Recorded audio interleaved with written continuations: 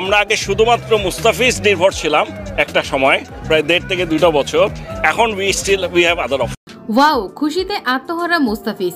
ভক্তরা মহেন্দ্র সিং ধোনি ঢাকায় এসে পাপনকে মিষ্টি খাইয়ে মুস্তাফিজকে নিয়ে আইপিএল খেলার জন্য উড়াল দিলেন ধোনি। দর্শক, আইপিএল থেকে জিম্বাবুয়ে সিরিজে অংশ নিতে গত 2রা মে বাংলাদেশে ফিরে আসেন মুস্তাফিজ। চলতি টি-20 সিরিজের 4র্থ ম্যাচ থেকে তার জাতীয় দলে যুক্ত হবার কথা রয়েছে। যদিও তিনি এখনই মাঠে নামবেন কিনা সে প্রশ্নও উঠেছে, কারণ এক মন্তব্যে ফিজকে এই সিরিজ থেকে বিশ্রাম দেওয়া হতে পারে বলে জানিয়েছেন বিসিবি সভাপতি নাজমুল হাসান পাপন। এদিকে নাজমুল হোসেন পাপনের এমন কথা শুনে খুশিতে আত্মহারা মহেন্দ্র সিং ধোনি। তাই তো মুস্তাফিজকে আবার আইপিএলে নেওয়ার জন্য উঠে পড়ে লেগেছে ধোনি।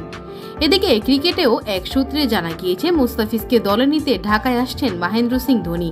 আর এসেই নাজমুল হোসেন পাপনের সাথে কথা বলে মুস্তাফিজকে আবার আইপিএলে খেলানোর জন্য রাজি করিয়েছে এবং কি আজকে তাকে নিয়ে দেশ ছাড়বেন ধোনি।